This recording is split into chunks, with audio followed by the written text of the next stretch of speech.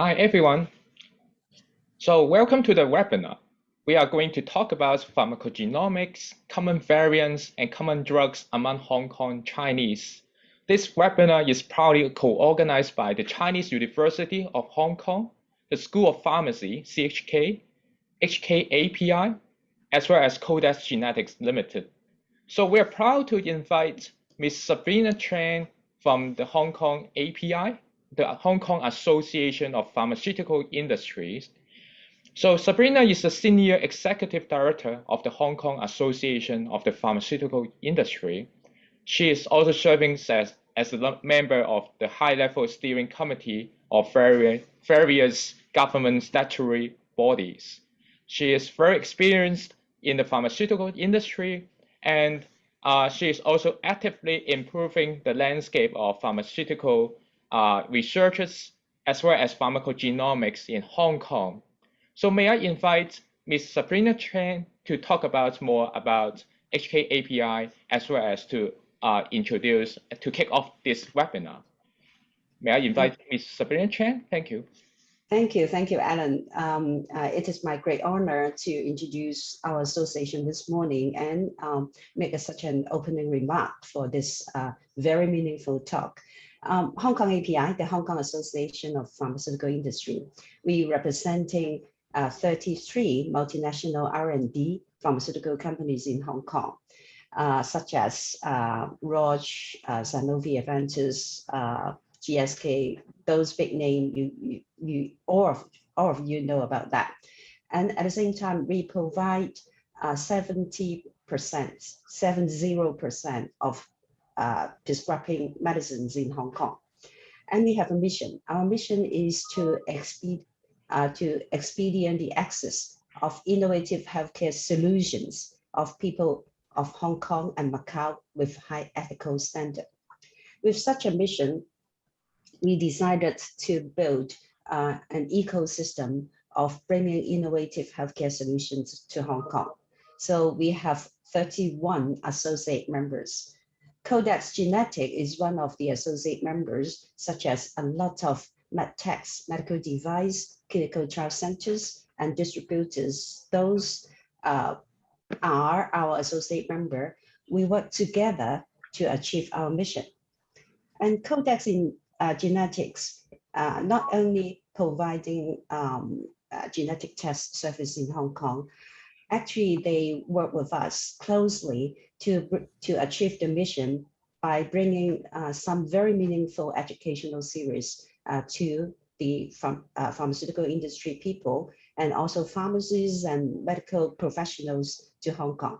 And today's seminar is one of those meaningful seminars to all the medical professionals. So without further ado, I would like to pass the platform to Alan and your colleagues and Professor Bani so that we can learn as much as possible and with such a very short period of time, just an hour. Thank you very much, Bani. Thank you very much. Let me give a brief introduction of Codex Genetics Limited. So Codex was founded in 2013 with the prime focus on managing diseases. So we have our state-of-the-art laboratory in the Hong Kong Science Park. We are serving medical professionals, pharmaceutical companies, as well as researchers in Hong Kong. We are also providing our PGX, the pharmacogenomics services, via our collaboration with Hong Kong Health Check and other collaborators. So we are also the designated local research institution awarded by the Innovation and Technology Commission, Hong Kong SAR government. So we are also serving other collaborators and we are working with them to advance the precision medicine in Hong Kong, such as cancer genomics, neurogenomics, and pharmacogenomics. So today's talk will be hosted by Professor Bani Tamraz from UCSF School of Pharmacy. Professor Bani Tamraz's primary interest is the identification of genetic determinants of drug response using advanced methods such as NGS genotyping arrays And he is currently translating that information into new diagnostics and treatment strategies at the point of care setting, for example, in his own clinics in UCSF. So without further ado, may I introduce Bani, and let me pass the time to Professor Bani and introduce today's topic. Thank you, Alan, for that introduction. I am very honored and pleased to be invited to give this particular presentation. And I want to thank you all so much for coming in on a Saturday. I know it's your weekend, taking the time out of your weekend to come and listen to this particular talk. I really hope that you find it interesting and useful. So the title of the talk is, of course, Pharmacogenetics, Common Variants and Common Drugs among Hong Kong Chinese.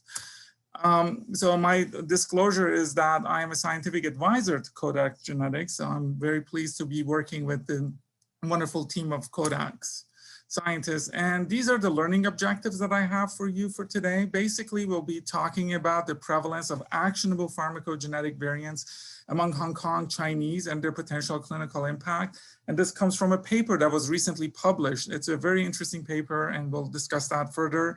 We'll talk about the 4 medications that are commonly used within Hong Kong Chinese. So those are tacrolimus, simvastatin, escitalopram, and clopidogrel. So we'll dive a little deeper into these drugs.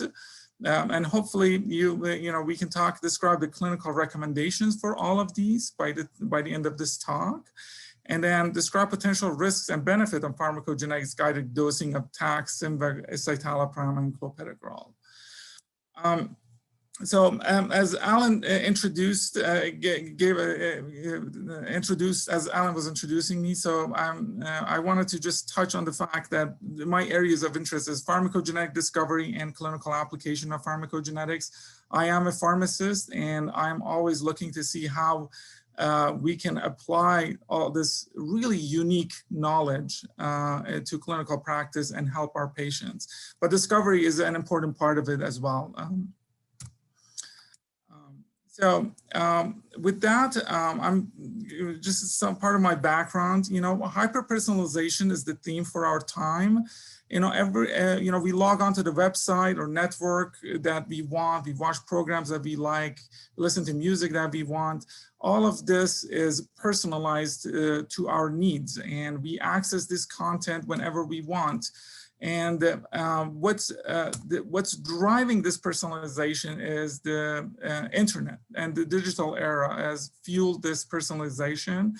And you can see this customization and targeting in every industry, like retail, finance, media, advertising, marketing, and travel. The exception of this being the medicine that we are practicing, that we have practiced basically for most of human history, is the one-size-fits-all approach, where we take the population means data that we collect in large studies, and we apply that data to the individual. And we know that this, while this helps, this works obviously, but there are issues with it. And an example of issues are adverse drug reactions. There are all kinds of numbers on there, out there in the literature. So you'll find adverse drug reactions pose a significant problem to patient care. These are some of the numbers that you find. There are like 770,000 injuries or death annually due to adverse drug reactions, or 2.2 million hospitalizations in US due to adverse drug reactions, or 106,000 deaths out there associated with that. And all of this poses a financial burden. And these final numbers, there are some numbers out there, again, $5.6 million per hospital, or $2.4 billion US cost to the entire healthcare system here in the United States. And again, that population-based approach is part of the problem. And our preventative methods are pharmacovigilance. We look at dose, frequency. We try to tailor these to the individual as best as we can. We take into consideration pharmacokinetics. We adjust dosing and treatment based on liver function, renal function. So genetics is the next level that we're adding to this list. And And this particular slide, I wanted to bring to your attention that there are a lot of drugs that have pharmacogenetic information in their package label. You know, based on my last count, early this year, there were about 262 at least medications that had this kind of information in their FDA package insert. And of these 262, about 84 are oncologic and 178 are non-oncologic. By the way, most of my work is related to non-oncologic. Oncology is a whole different world in of itself. And on top of, in addition to this information, there are expert groups. And in the United States, you may have heard of Clinical Pharmacogenetic Implementation Consortia. This particular consortia brings together experts in a particular field to review the literature that's out there for a specific medication, and they are tasked with the goal of coming up with specific guidelines, if possible, based on the literature. And to date, there are about 53 medications which are level A medications based on CPIC, meaning that genetics should be used in dosing these medications and in guiding treatment with these medications. But there are some issues. And these issues, one of them is certainly the discrepancy that exists between CPIC and FDA package inserts. Of the 53 medications that have level A recommendations, 42 have information in the package insert. And some of the drugs that we'll talk about today, like simvastatin, tacrolimus, allopurinol, at least in FDA does not have any genetic information in the package insert. And then for clopidogrel, which FDA does as well as CPIC, they have recommendations. The recommendations between CPIC and package inserts, they do not match based for intermediate metabolizers. So these things cause confusion and serve as a barrier, unfortunately, to implementation by clinicians. In this particular table, I have all these medications that have CPIC guidelines. These are medications with level A and level B guidelines, and this is just for your own consumption. And basically, you'll see that a lot of these medications that are commonly used in the population have genetic information that can help better treat our patients. So it's, I firmly believe that we should be using this information. And I mentioned level A and level B. So the CPIC definition for level A is genetic information should be used for prescribing. For level B drugs, which are like 74 additional drugs in there, genetic information could be used for prescribing these medications. And collectively, there are at least 127 drugs that have this kind of an information. And so there's a lot out there, basically. So to come to today's talk, a member of the audience, which I was really excited about, they sent a question a couple days ago, and I thought it was a really good question to kind of launch the talk after that particular introduction. And the question was, can you talk about generic Asian PGX variants, not just specific to Hong Kong Chinese? And so my response to that was, well, there are really no generic variants in Asia. For example, for Chinese, the Northern Han Chinese in Beijing have different allele frequencies than Southern Chinese, and they're all East Asians. Or Indians, for example. Indians would be somehow different from Malays or Japanese. So there are a lot of differences. And these differences are, again, allele frequencies. And I'm giving an example. So the allele frequency is different in different populations. And as, for example, CYP3A5 phenotypes, extensive or intermediate metabolizer phenotypes, and Europeans is common, and 15% of Europeans. 81% of Africans have that, but Hong Kong Chinese, it's about 43%, which is still a significant number. So the frequencies are different. And what's really key, I think, in here is that the effect size of these genetic variants that we are talking about are consistent across population. So if there, by that I mean if someone has an allele that is shown to reduce the function of an enzyme, that is pretty much consistent across population. It doesn't matter if you're African, European, Chinese, or Middle Eastern. If that variant is present, that enzyme, that transporter is not functioning. And based on that, I think each country, like knowing these differences, I think each country should invest in research to address specific healthcare problems that apply to narrow ethnic or demographic groups. And I'm pleased to say that the paper that we're going to kind of talk about and use as the basis for today's discussion is one such, is that kind of a research that was done in Hong Kong to look into the prevalence of variants within Hong Kong population. So I strongly urge you to look at this paper if you haven't already. It's a very good paper. And when I read it, I was really excited about this. And I remember reaching out to my colleagues at Codex and I said, you know, we should put a talk together and go over this because this is like really, really important. And just for brevity, in order, you know, we have a limited time, I'm going to summarize a couple of key points from this particular paper. So the goal of this paper was to identify prevalence of actionable pharmacogenetic variants in Hong Kong Chinese, okay? And then identify proportion of dispensed meds in Hong Kong that are impacted by pharmacogenetics.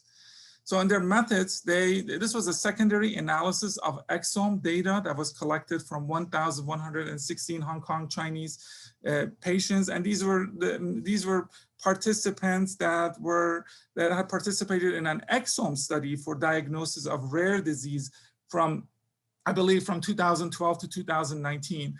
So the pharmacogenetic analysis is a secondary analysis, and the platform that was used, for those of you who are interested, is the Illumina platform. And so within these, they were looking at 133 actionable variants from 19 different pharmacogenes. And they had also identified 44 CPIC drugs. So, you know, I shared with you 50 some odd. So this is a few years ago. So there were 44 drugs. And of those 44 drugs, they found that 36 of these were dispensed by Hong Kong pharmacists in 2019. And the data for this came from public healthcare system database, which is known as Clinical Data Analysis and Reporting System. And this is the bottom line results of that, which is really, really interesting. So 99.6% of the participants carried one actionable pharmacogenetic variant. That's a big number.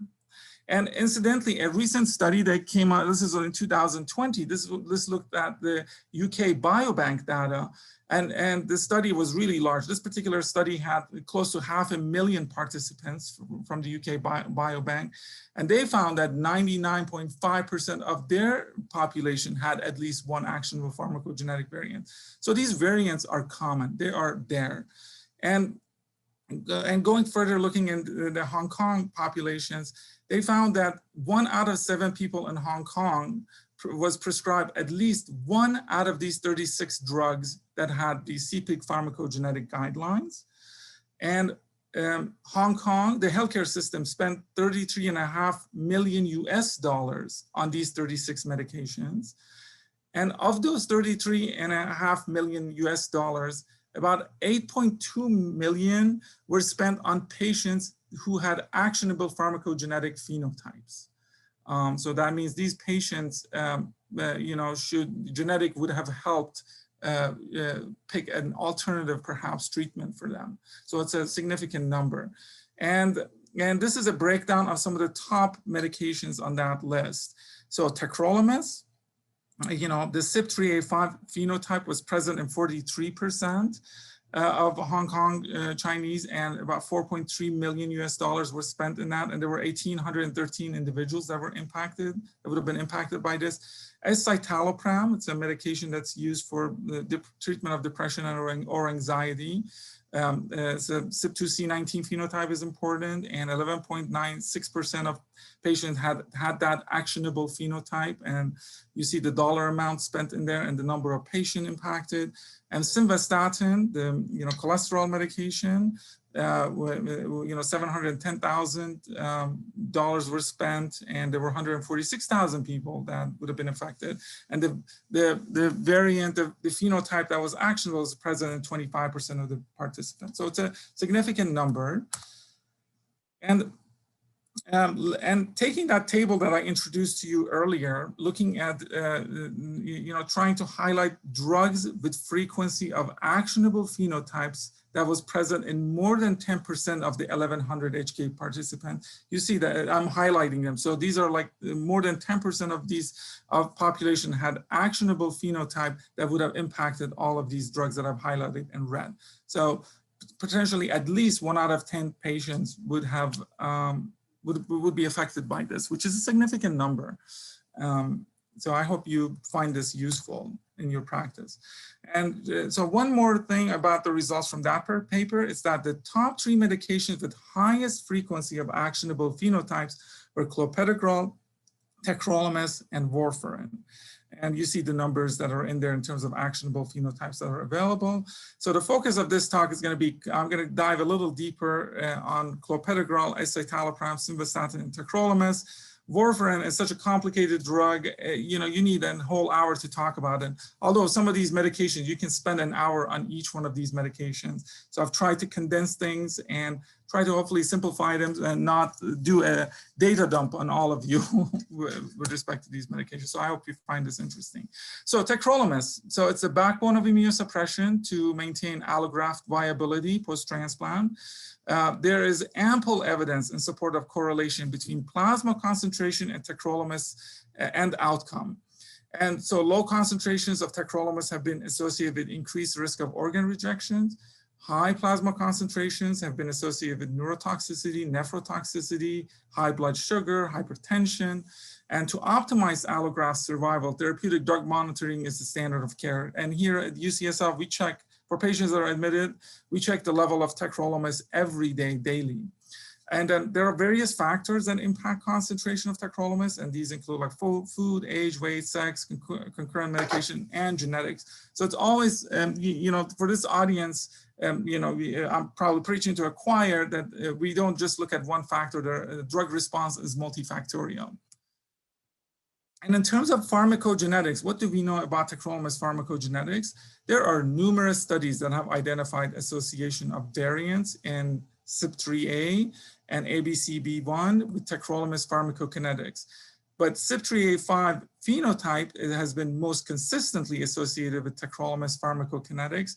And there are over 50 retrospective pharmacogenetic studies in heart, lung, kidney that have demonstrated that CYP3A5 extensive metabolizers or intermediate metabolizer phenotypes are associated with higher dose-adjusted trough concentration of tacrolimus, meaning that they need more drug compared to poor metabolizers. And the preponderance of evidence based on these studies have been the basis for the CPIC guidelines for tacrolimus dose based on CYP3A5 phenotypes. And these recommendations apply to heart, hematopoietic stem cells, transplants, kidney and lung transplants, not liver. And liver because you're dealing with the donor phenotype and recipient phenotype and can get complicated.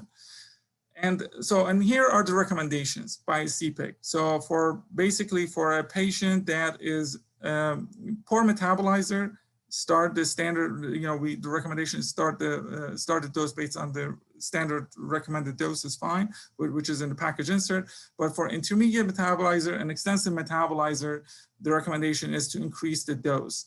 And I will point out that I use this type of diagram a lot and several times in this talk. When you see the red color, that means that's an actionable phenotype. Just way of that. And so, Western medicine is based on randomized clinical trials. Like I deal with this question all the time by physicians and clinicians. They ask me, show me the randomized clinical trial that showed, if I dose a patient based on genetics, I will have better outcome. And unfortunately, that's one of the challenges of the field of pharmacogenetics. We don't have that information for most of these drugs. For a handful, we do. Tacrolimus is one of them. And in here, I'm listing the 3 studies that have looked at the randomized clinical trials that have looked at genetic-based dosing of tacrolimus in patients post-kidney transplantation. And these are, again, only in kidney transplant, there are all kinds of other transplants that happen. And The results aren't always consistent with respect to all the outcomes. I've listed the outcomes on the left, and the red ones are the ones that have shown significant statistical association or difference between genetic-based dosing versus standard-based dosing. But what is consistent in here, you'll find that proportion of patients with TAC concentration and therapeutic range at day 3, it's higher for patients that are dosed based on pharmacogenetics as opposed to patients that have not. And that's consistent across 2 of these studies. The first one in the column 2 and then in column 3. And proportion with over therapeutic concentration was lower in one of the studies that looked at this, which was like 9.7% for pharmacogenetics versus 27%. Delayed graft function, the first study, the Tamraz study, found no difference between the groups.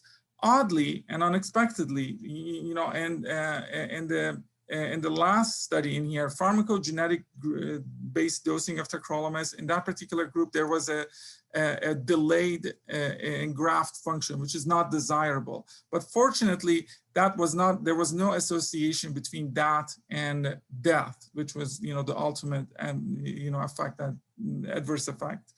And days to achieve trough concentration, in both of these studies, the first and the last one, we saw a benefit in terms of a shorter time to achieve the therapeutic goals. But only in the first study, we see that that achievement was statistically significant compared to the standard. And the study in the middle was basically an extension of the first study, except that they were looking for long-term benefits, which the long-term benefits were incidences of graft loss over time. There was no difference between PGX-based dosing and standard. Incidence of biopsy-proven acute rejection, no difference. And patient death, there was no difference. So it was not significant. The significance was in terms of getting these patients to therapeutic level. And we've done a study looking at lung transplant patients, and we find the same thing, that their time to therapeutic tacrolimus trough is impacted by pharmacogenetics. Time that the patient spent in subtherapeutic trough is again impacted by genetic-based dosing. Both of these favor genetic-based dosing. But in terms of acute kidney injury that's associated with tacrolimus, that's one of the side effects. You know, there is no difference. CYP3A5 did not play a role in here, but ABCB1 function was associated with that. And we can get into the details of that, but here the focus is on CYP3A and there is no effect. And incidences of biopsy-proven acute rejection, it was not, again, CYP3A phenotype was not significant, but ABCB1 function was associated. So it's kind of interesting, but at least the time to therapeutic tag and the percent of time spent in therapeutic trough kind of followed what was observed in other randomized clinical trials. So I'm going to add one layer of complication to this study, and that is that lung transplant patients are at substantial risk of developing invasive fungal infection, and the incidences are high.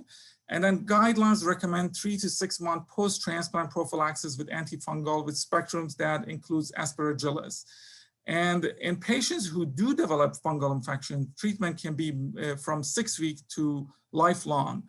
And I introduced this because this drug-drug interaction becomes a challenge. All antifungals inhibit CYP3A4 enzyme system, which impacts and complicates TAC therapy.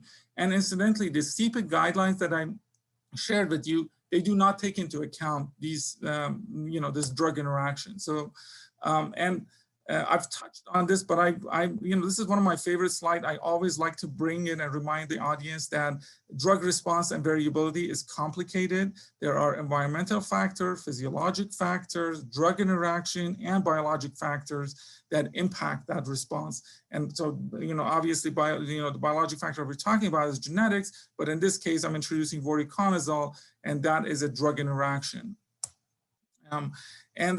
Tacrolimus, pharmacogenetic, like I mentioned, is complicated by these azoles. There are 2 points of intervention. This is where us pharmacists can do something about.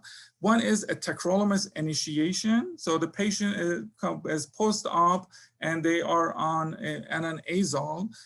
So how do we implement CPIC guidelines if we wanted to? How do we dose tacrolimus, taking into account the azole? And we've looked at this here at UCSF, and we published a paper a couple of years ago.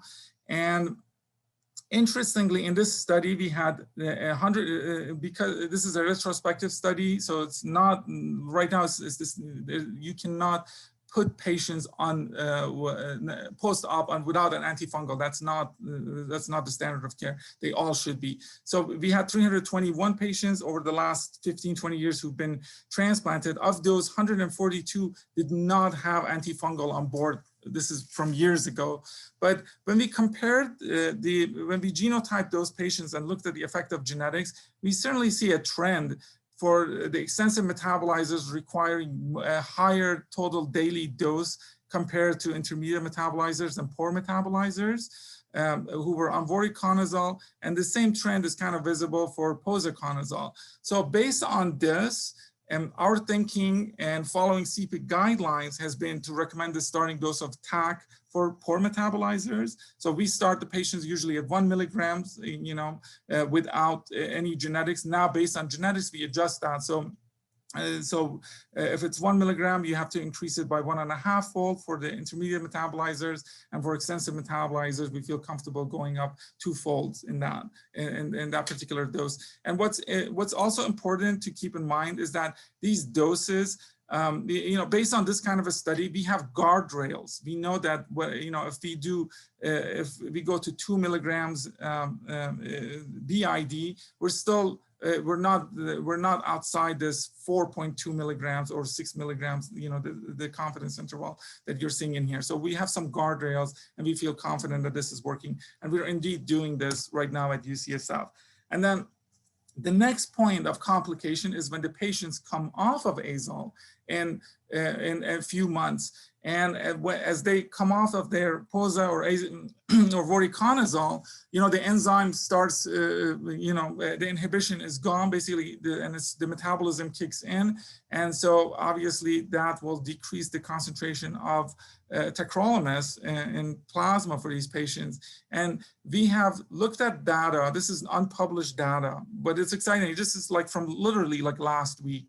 And we have 8 patients we've looked at, UCSF heart transplant patients. Of these 8 patients, we only had poor metabolizers and intermediate metabolizers. And we see that when they came off of their azoles in a few months, we had to increase the poor metabolizers dose by 2.3-fold. And intermediate metabolizers needed a 3.3-fold increase in TAC dose.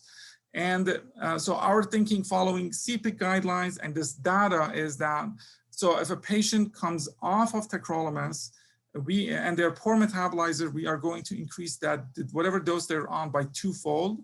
If they're intermediate metabolizer, by 2.5-fold, and if they're extensive metabolizer, by 3-fold. So, so that is the story of tacrolimus.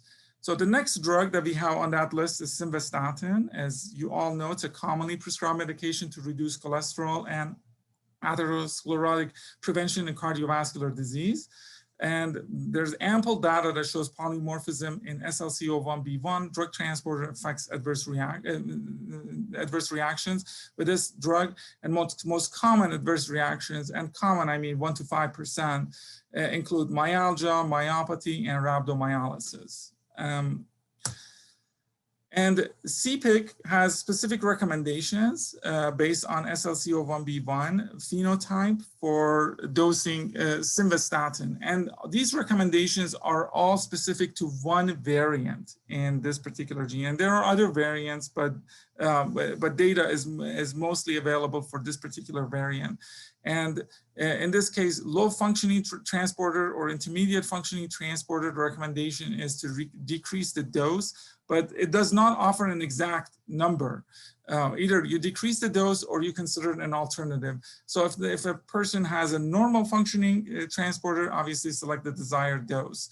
And there are some recommendations that you'll find out there. So predict a system that Vanderbilt University uses for dosing, uses this particular algorithm. So if obviously 80 milligram daily dosing of the simvastatin is not really recommended nowadays by FDA. If a patient is being started on 40, and the patient has either the TC or the CC, which are the reduced functioning transporter, the recommendation is to either lower the dose to 20 milligrams or select an alternative. So this gives you some guidelines as to how to operate based on with their available data. And to my knowledge, there are only 4 case control studies that have linked SLC01B1, this particular variant, to simvastatin associated myopathy. And the data that I'm showing you in here is looking at a dominant model, meaning that it doesn't matter if you have 1 copy of the minor allele or 2 copies of the minor allele. And you'll see that based on all of this is a meta-analysis for these studies, find that having a copy of this variant is associated with about 3-fold increase in risk of having a myopathy event for patients that are taking simvastatin. And there's one study in here that that shows this difference is not statistically significant, but all these other studies do show the effect is statistically significant, and obviously the overall effect is statistically significant. And so this is what drives our thinking in that. Now, there are some people that question whether the presence of this variant is associated with therapeutic outcome. Because cholesterol is synthesized in the liver, and this particular drug transporter takes the drug, it's an uptake transporter that takes the drug from plasma into the liver. And the thinking has been, if the transporter is not functioning well, then the level of LDL, the LDL benefits are going to be worse for a patient that has a lower functioning transporter. And there are a couple of studies that have looked at simvastatin specifically, and for 2 different doses, the 40 milligram and 20 milligrams. And they really found, one of them is a small study and was 17, and they had no effect. And the other one had a larger study, there was over 16,000 people, and there was only about a 1% reduction. So by and large, we're not worried about the effect of these genes on lowering the lipid. So that's my story on simvastatin. So the next drug is clopidogrel, and this drug has been the center of pharmacogenetic dialogues thing for many years now. So clopidogrel, as you may very well know, that it is part of a dual antiplatelet therapy that is the standard of care to prevent ischemia in patients with coronary artery disease, particularly those undergoing percutaneous intervention. And we have 3 different, I'm sorry about that, emergency vehicle that's going out there. There are 3 different antiplatelet therapies, which are the P2Y12 inhibitors. We have clopidogrel, prasugrel, and ticagrelor. And clopidogrel is commonly used because of favorable safety profile. It causes less bleeding, it costs less, it has broader indication as well. And but unfortunately, at least 30% of patients on clopidogrel have platelet activity that is placing them at risk of thrombosis, even when they are on clopidogrel. And genetics and CYP2C19 is a key contributor to that clopidogrel variability. In terms of pharmacogenetics, so where are we with pharmacogenetics of clopidogrel? Well, there have been numerous, and I mean numerous, lots of studies, observational studies that have supported higher risk of MACE, which is major adverse cardiovascular endpoint, which encompasses non-fatal MI, stroke, coronary vascularization, and death, that have been associated with the loss of function alleles of CYP2C19. I just took some numbers from a study that was done in 2010 that shows the hazard ratio is 1.57 for having a loss of function allele for occurrence of MACE. And patients with PCI are particularly at high risk of this MACE. Based on the recommendations that we have from American College of Cardiology and American Heart Association, these are 2016 recommendations. The recommendations are that they recommend against the routine use of genetic testing because there's no evidence on benefit at this time for that. However, these recommendations may be changed soon because of the results of recent randomized clinical trials suggesting clinical utility of clopidogrel pharmacogenetic testing, and I'm going to touch on those. And a lot of these studies have come on recently within the last year or two. And of course, we have CPIC guidelines. And the guidelines are for ultra metabolizers, rapid metabolizers, or normal metabolizers. You can just go with the label, package insert label recommendation. But for intermediate metabolizer and poor metabolizers, the recommendation is to switch to alternative, which are prasugrel or tacrolimus, and both of which are not affected by the CYP2C19 polymorphisms. As I mentioned, randomized clinical trial is the backbone of Western medicine, and especially cardiologists, based on my experience, they really want to see these randomized clinical trials before they make a decision. And there have been some studies that have been done. So some of these studies they've been testing clinical benefits of more potent P2Y2 inhibitors. And the potent ones are ticagrelor and prasugrel versus clopidogrel and CYP2C19 loss of function carriers versus wild type. Some of these randomized clinical trials, they have limited power for assessment of pharmacogenetic guided therapy selection on ischemic outcome. And so there was a recent meta-analysis that was published in 2021, this year, that looked at 15,949 patients from 7 different randomized clinical trials. And this approach, obviously, it overcomes the power limitations. And this study is not without limitations. I mean, we can spend literally an hour talking about this particular study. Some limitations are that are important, is that patients were treated with the PCI in these randomized clinical trials. Only 77% of these patients were PCI patients, but some of them were not PCI. So remember, the CPIC guidelines are best for patients who have a PCI. And not all the RCTs were specifically designed for genotyping. So some of these were post hoc assessments. But nevertheless, the picture is kind of clear. So clopidogrel based on these studies, the loss of function allele in individuals that had loss of function allele for CYP2C19, the investigators are showing significant reduction in risk for ischemic event with use of alternative therapy in patients with loss of function alleles, whereas there was no difference between using prasugrel, ticagrelor, or clopidogrel and wild type alleles. So and I'm summarizing, this is the effect size for these different studies. Obviously, any study that crosses the number 1 threshold, that that effect is not statistically significant. But overall, meta-analyzed data shows the effect size is 0.7, so you're seeing about a 30% reduction in using the ticagrelor and prasugrel in patients who have loss of function allele. So it's good to identify these patients and use them. And one of the concerns that has been associated with using ticagrelor and prasugrel has been increased risk of bleeding. And these investigators, when they looked at these studies, they showed no difference in the rates of major or minor bleeding between ticagrelor and prasugrel and clopidogrel.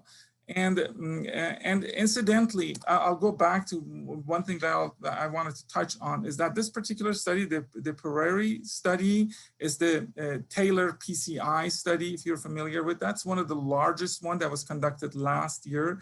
It had 903 patients that were using the alternative treatments, which was ticagrelor and prasugrel, and 946 that were on clopidogrel. unfortunately, that particular study showed that even though it favored the use of genetics, the effect was not statistically significant.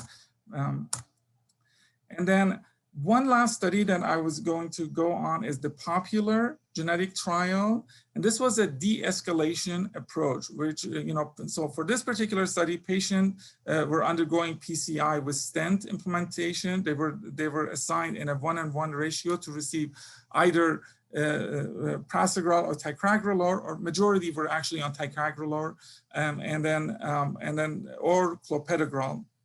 And you see the ends that are in there. And it was a de-escalation approach, meaning that initially everyone was going to be on prasugrel or ticagrelor unless they had a genotype that puts them on clopidogrel. Whereas a lot of these other studies, they're escalation studies, which means that everyone is supposed to start on clopidogrel, but if there is genetics that shows patient is a poor metabolizer, then they escalate it and they give the patient prasugrel or ticagrelor. So this is a very nicely done studies. The net outcomes, the outcomes and results were this. So there was no, so they were looking at adverse clinical events, which was again MACE, and they found that there was no increase in adverse effect between the groups, the standard treatment or PGX guided group. And so this was basically a non-inferiority trial. And then their major or minor bleeding risk at 12 months was actually lower in the pharmacogenetic guided group. So if you did, and that kind of goes with what we already knew with these prasugrel and ticagrelor, because they're associated with higher risk of bleeding. But in this case, so PGX was not inferior, and the risk of bleeding was lower in that particular group, which is favorable, that's what we want. So that's the clopidogrel story, and then we're getting back to the last drug on the list, which is the escitalopram. Escitalopram is an SSRI, which is a selective serotonin reuptake inhibitor. It's used for treatment of depression and anxiety. CYP2C19 polymorphisms influence its metabolism with low concentration associated with failure of therapy, high concentrations potentially with a risk of toxicity. However, there's limited data is available describing the relationship between its concentration and therapeutic effect. And there are, based on my count, there are about 22 studies that have reported a relationship between CYP2C19 alleles and plasma concentration or exposure of citalopram or escitalopram. And based on that, we have the CPIC recommendations that were published in 2017. And basically, it says that if someone is a rapid metabolizer or ultra rapid metabolizer, the drug will be metabolized fast, so the concentration will be low. That's recommended, given that there are alternatives. There are 6 or 7 different SSRIs out there in the market. You can pick one that is not affected by CYP2C19 as much. So this, some of the options are paroxetine or fluoxetine. And then if the patient is poor metabolizer, either, we can pick an alternative drug, just like ultra metabolizers or rapid metabolizers, or the recommendation is to decrease the dose by 50%. Whatever dose we try to achieve, we should never exceed the 20 milligram limit on dosing. So, so that's the extent of data that's available for escitalopram. So in conclusions, I would say the actionable pharmacogenetic variants are common in general and in HK Chinese and Hong Kong Chinese specifically. So that's, I hope, you walk away with at least that information. The use of these medications with pharmacogenetic implication is very common in Hong Kong Chinese as well. There is a lot of evidence in support of pharmacogenetic guided dosing of medications with clinical benefits. But the type of evidence for pharmacogenetic varies. And you have observational, anywhere from observational, retrospective studies to case control studies that we talked about for simvastatin, all the way to randomized clinical trials that we kind of touched on for clopidogrel and simvastatin. Yeah, and and tacrolimus. And Pharmacists and physicians are, I think, greatly positioned to drive the clinical pharmacogenetics. This is the time for it. There's a lot out there. It's a lot easy to get this data and to take actions about it on that. And then, and we should never forget that sound clinical judgment is critically important in assessing risk versus benefit of pharmacogenetic guided therapy.